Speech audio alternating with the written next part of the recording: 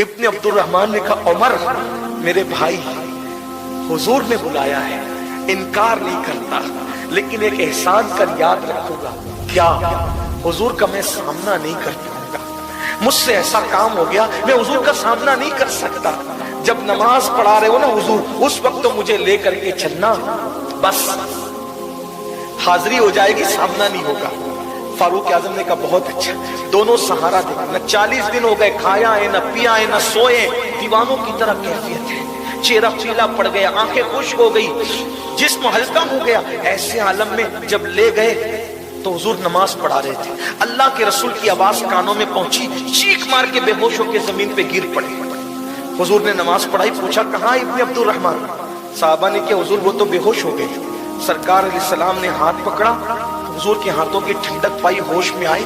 ہوش میں آئے تو کہا یا رسول اللہ میرے گناہ کی خبر آپ کو تو نہیں پہنچی نا؟ اب وہ تو عالم غیب تھے، کیا کہنے، لیکن پردے ڈالنے کا انداز بھی کیا تھا۔ سرکار نے فرمایا ابن عبدالرحمان کیا ہو گیا؟ حضور ایسا کچھ ہو گیا، اب میرے جسم میں خون نہیں ہے، ایسا لگتا ہے چوٹیاں چل رہی ہے میرے جسم میں۔ آقا حضور آپ کا دل تو نہیں ٹوٹا نا؟ آپ کو خبر تو نہیں پہنچی نا میرے گناہ کی؟ سرکار نے فرمایا ابن عبدالرحمان میرے اللہ نے مجھے ایک ایسی آیت بتائی ہے، نازل فرمائی ہے، اگر کتنا بھی بڑا مجرم اس کو پڑھ لے تو اللہ اس کو ہر گناہ سے پاک کر دیتا ہے۔ میں تجھے وہ آیت پڑھا دیتا ہوں، تو وہ آیت پڑھ لے، اللہ سب معاف کر دے گا۔ حضور نے پڑھائی، ہم بھی تصور میں پڑھ لیں۔ آقا نے فرمایا پڑھو ربنا آتنا فی الدنیا حسنہ وفی الآخرۃ حسنہ وقنا عذاب النار۔ کہا یہ جو آیت پڑھے گا وہ معاف کر دیا جاتا ہے۔ لیکن ابن عبدالرحمان نے کہا مگر آقا مجھ سے تو بہت بڑی غلطی ہو گئی۔ صحابہ سے کہا اس کو گھر لے جاؤ، پہنچاؤ گھر۔ 8 دن ہو گئے، پھر گھر کے باہر نہیں نکلے۔ پوچھا کہاں ابن عبدالرحمان؟ حضور وہ مر جائے گا، نہ کھاتا ہے نہ پیتا ہے، بس یہ کہتا ہے مجھ سے کیا ہو گیا، میرے محبوب کا دل تو نہیں دکھ گیا، ان کو یہ اطلاع تو نہیں ہو گئی۔ حضور نے کہا چلو آج چل کر اس کو ہم کچھ کر دیں گے۔ آقا آئی، سر بالی انہیں رحمت کی ادا لائی ہے، حال بگڑا ہے تو بیمار کی پن آئی ہے۔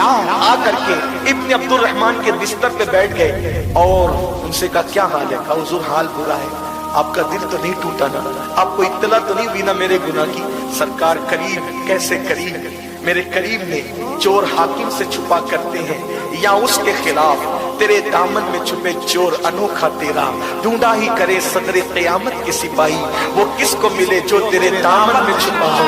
اللہ اکبر، تمہارا نام مصیبت میں جب لیا ہوگا، ہمارا بگڑا ہوا کام بن گیا ہوگا، گناہ گار پہ جب لطف آپ کا ہوگا، کیا بغیر کیا، بے کیا کیا ہوگا۔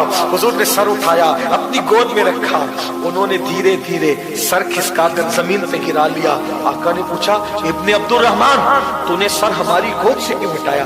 سوچو تو صحیح کیا مقدر ہے، حضور کی نالین کسی کے سر پہ رکھ دو تو وہ بادشاہوں سے بڑا ہو جاتا ہے۔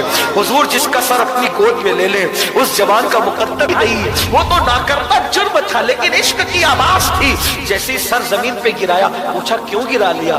عرض کی آقا یہ پاپی آنکھیں جس سر میں ہو وہ سر اس قابل نہیں ہے کہ آپ کی معصوم گود میں رک سکے۔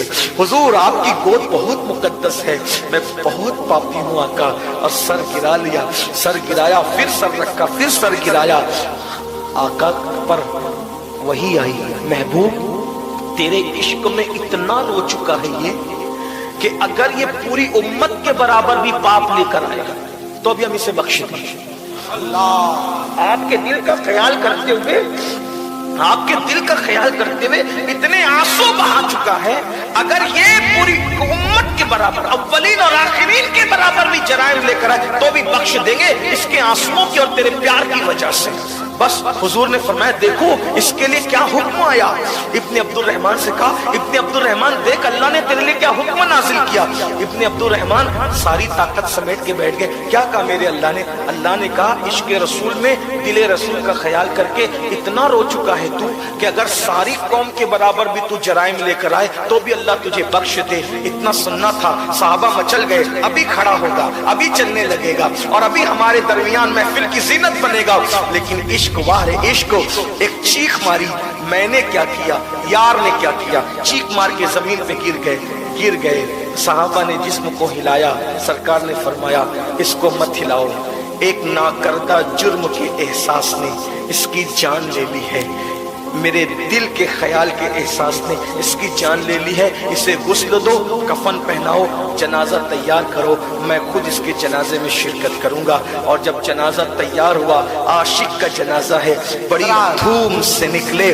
जब जनाजा उठा तो पीछे पीछे अल्लाह के रसूल चल रहे हैं, लेकिन उंगलियां रख करके चलते हैं। साहबा ने कहा आका इसके जनाजे में आप उंगलियां रख कर चल रहे हैं? आका फरमाते हैं इसके जनाजे में 70,000 फरिश्ते आसमान से जमीन पर आए हैं और इसके जनाजे में शरीक हुए हैं, तो मैं क्यों ना, जमीन तंग हो गई मदीने की, गलियां बंद हो गई मदीने की, पैर रखने की जगह नहीं है, इसलिए मैं पैर रख करके नहीं बल्कि उंगलियां रख कर चल रहा हूं। ये थे आशिक लोग, आशिकाने रसूल इनको कहते थे। आज क्या हो गया, हम